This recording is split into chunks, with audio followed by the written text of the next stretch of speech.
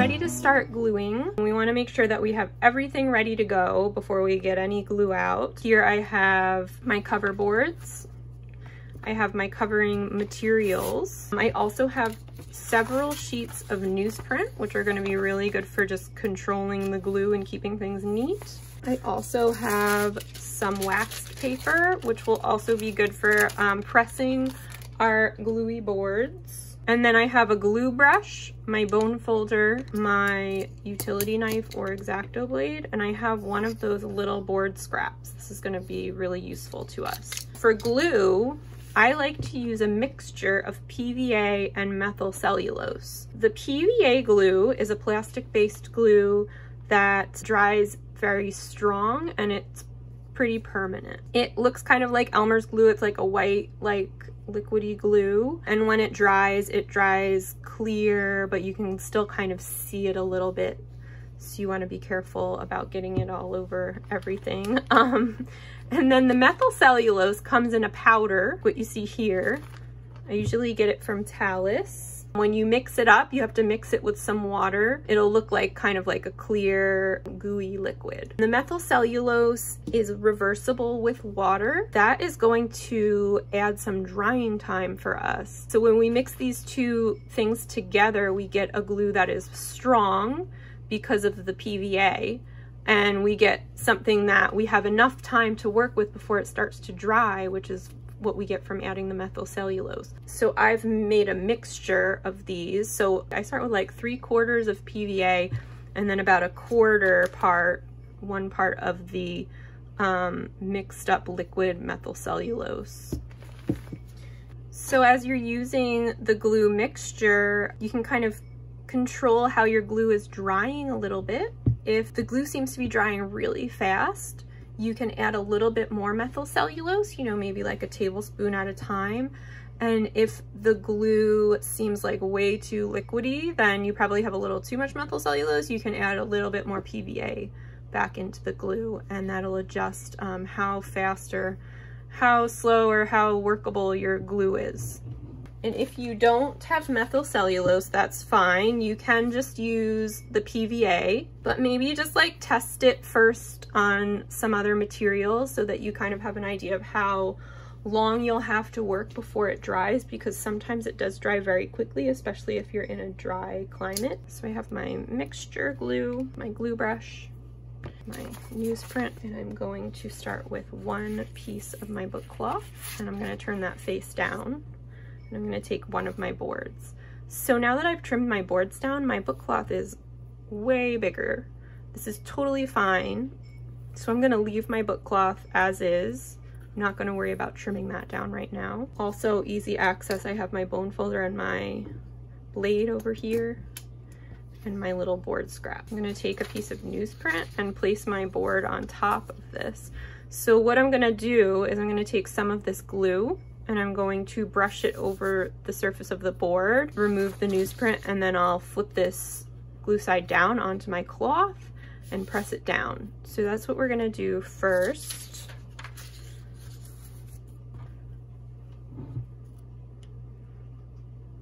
And we don't want the glue to be super thick, like we want to see it, but we don't want it to be kind of like oozing over the edges. We wanna have a controlled application of glue. And so I usually like to brush from the middle to the edge, which will just help with controlling the amount of glue, because any like excess glue will just get brushed off the edge of the board and onto the newsprint. So once I feel like I've covered the board, I'm gonna just get rid of that gluey newsprint, and I'll flip this over, glue side down onto my book cloth, and then I'm going to just press it down really well with my hands. And you can even flip this over and then use your bone folder to smooth any air bubbles out. And so I like to use the flat side of my bone folder for this. Some book cloths can get like marked up by your bone folder. So if you feel like you have a delicate book cloth or paper, especially if you're using paper covering, you can put a piece of newsprint on top and it'll help protect your book cloth as well. Okay, so now back on this side. Now we want to trim away all of this excess cloth. We need to leave a little bit of an overhang. So what I have over here is pretty good. Like we want like about an inch, even a little bit more, because what we're going to end up doing is wrapping this around the corners or the edges of the board. But we don't necessarily need like this much here. So I'm gonna trim all this down. So you can use a ruler or you can use another type of straight edge, just as long as you're cutting something that's pretty even on all four sides and straight.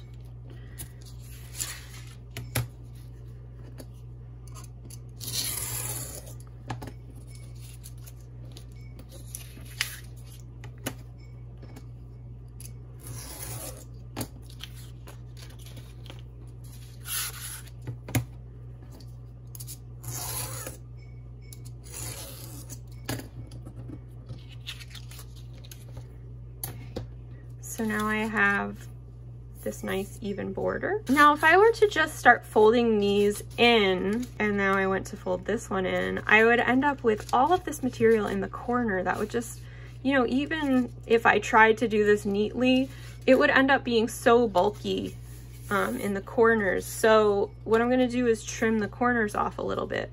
And this is where our little scrap of board comes in handy.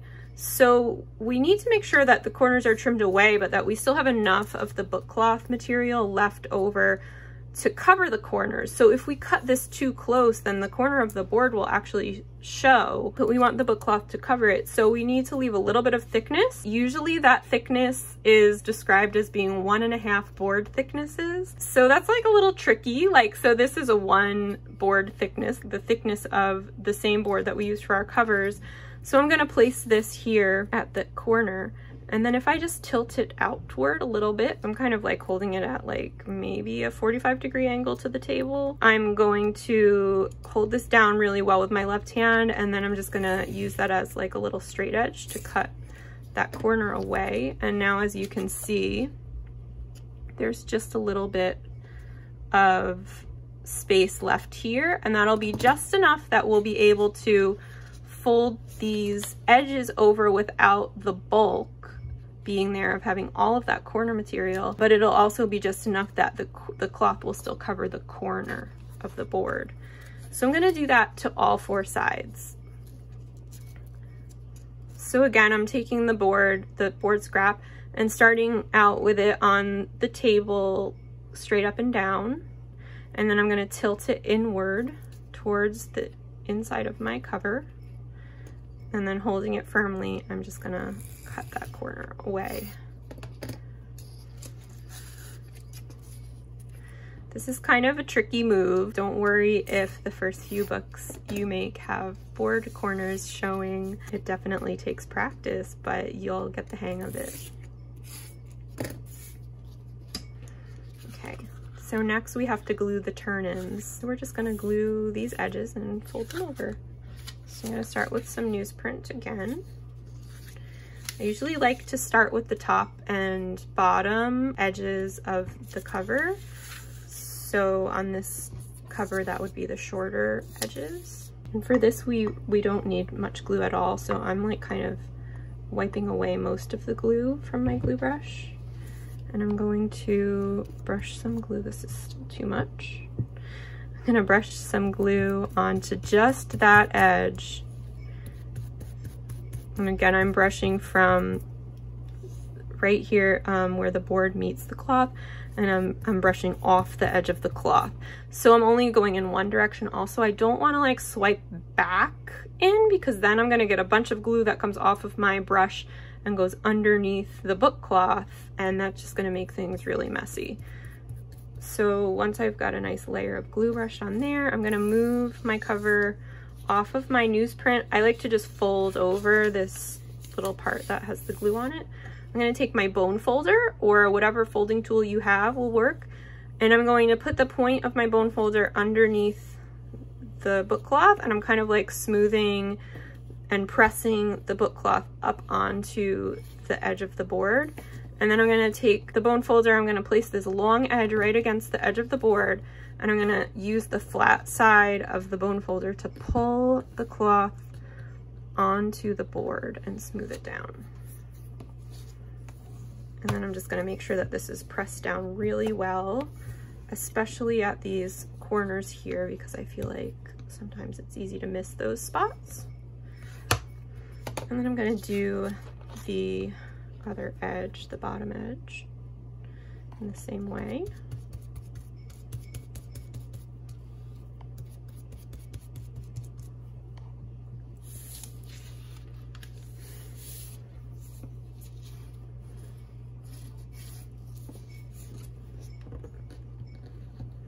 And after I do this part, like I smooth my bone folder over, I'm in the habit of wiping my bone folder. I always wipe it on the palm of my hand, but you can also wipe it onto like a rag. And that's just in case you do end up having a little bit of glue that squeezes out here.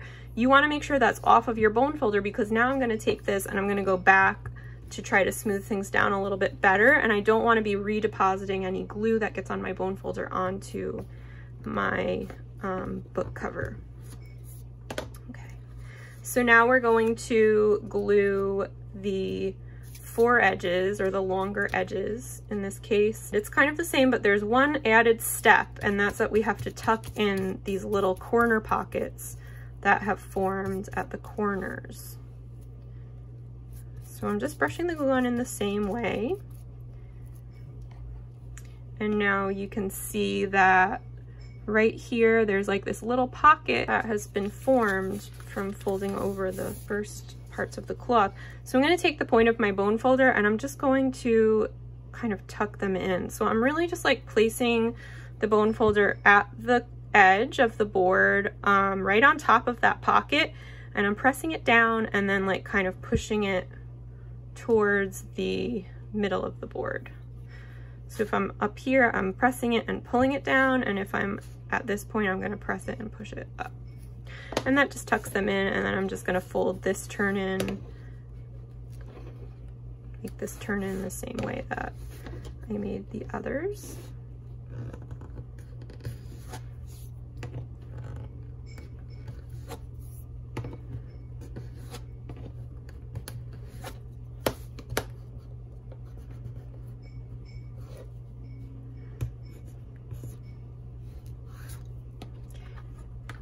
And I'll do the same thing on this side.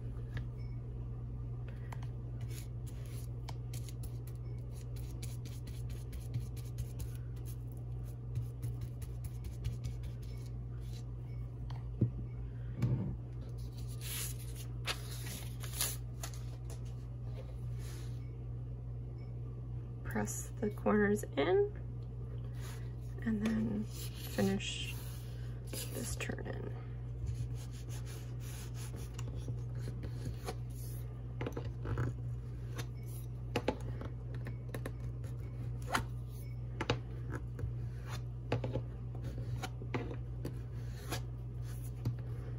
Make sure that the corners are pressed down well, since sometimes we'll end up with a little bit of a double layer of cloth. It's important to make sure it's pressed down really good. Make sure there's no air bubbles. And now I'm going to take this board that we've covered, and I'm going to put a piece of wax paper over this side, especially if you see any glue oozing out. You definitely want to make sure that you put some wax paper there.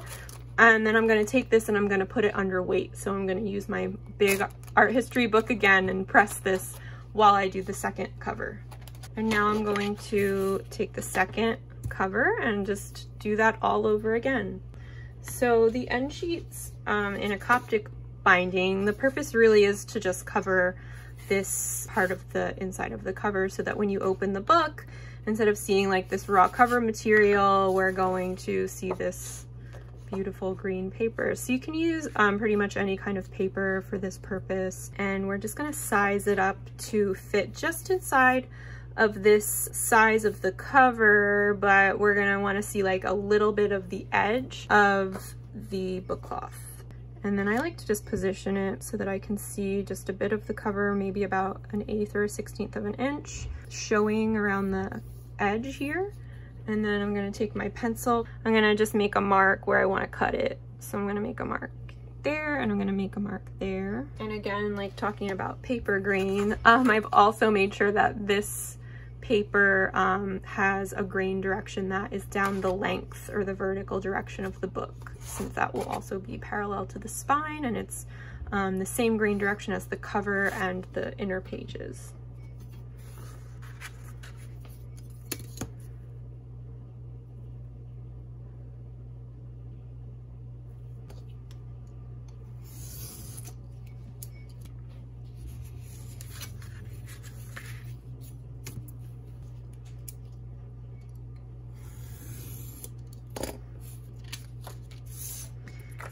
Gonna make sure that I'm happy with how this fits, and I'm gonna check to make sure I feel like the cuts are straight and it looks good. And as long as I'm happy with it, I'm gonna cut a second piece to the same size.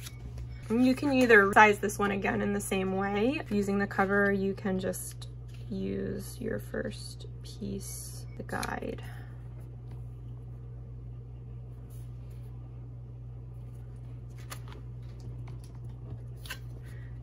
I'm gonna take my covers and we're gonna glue out our end sheets. I'm gonna do one at a time. So I have my covers kind of off to the side. I have a piece of wax paper ready. I'm gonna start with one of my end sheets. Again, like if you have a pattern, it's pretty easy to tell the front or the back, but if you have a solid colored piece of paper, just decide if there's one side that you want to be showing and which side you want to be glued down. So I'm going to take some of my glue mix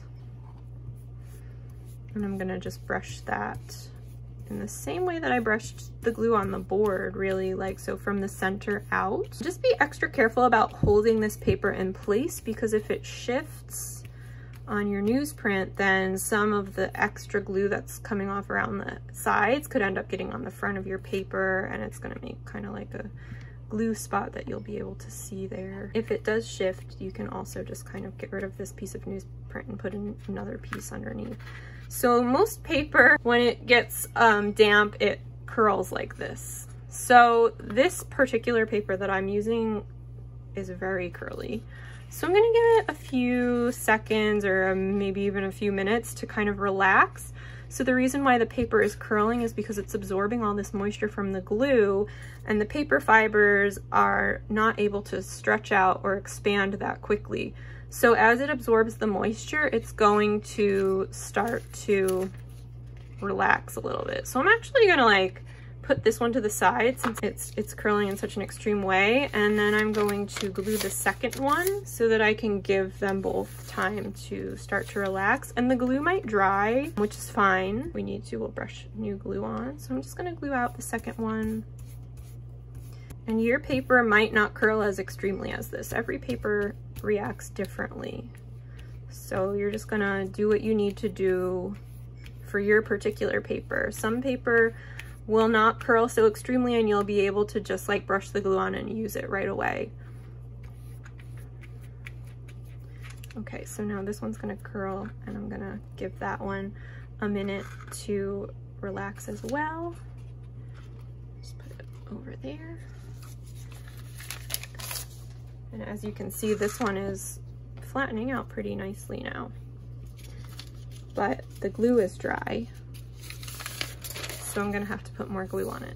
But since it already absorbed moisture and then expanded, the second coating of glue is not going to make it curl up.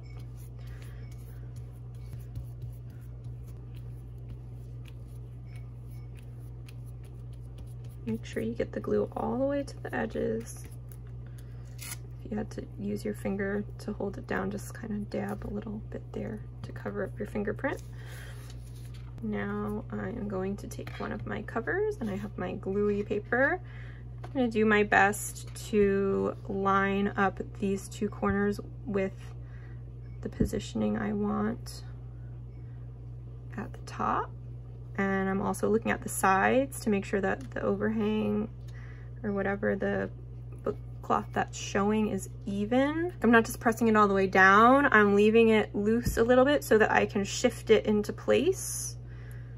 And then once I'm pretty happy with what I see, I'm gonna just press it down, and then you can also use your bone folder to smooth it down, and you can use a piece of newsprint on top just to help protect that paper. Most papers can be pretty delicate when they are wet with glue, and they can be prone to tearing.